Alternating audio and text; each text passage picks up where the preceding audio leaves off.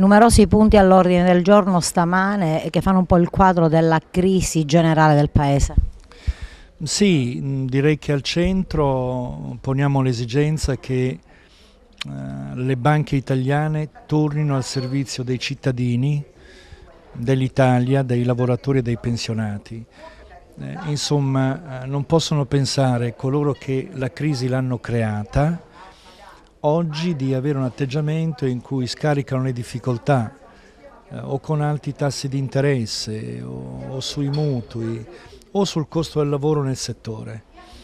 Noi abbiamo teso a lanciare una parola d'ordine, siamo bancari e non banchieri, siamo per la solidarietà del lavoro e contro l'egoismo dei banchieri.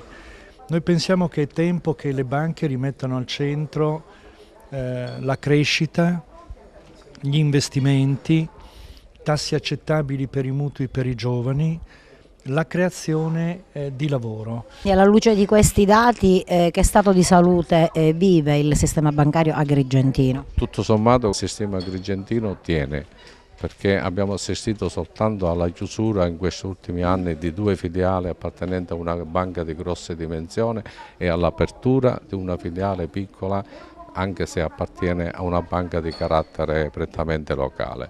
Certo che i banchieri devono fare la loro parte, perché è importante che incominciano a aprire i rubinetti del credito per fare crescere l'economia, lo sviluppo, e per evitare che a crescere soltanto sono l'industria della mafia e l'industria dell'usura.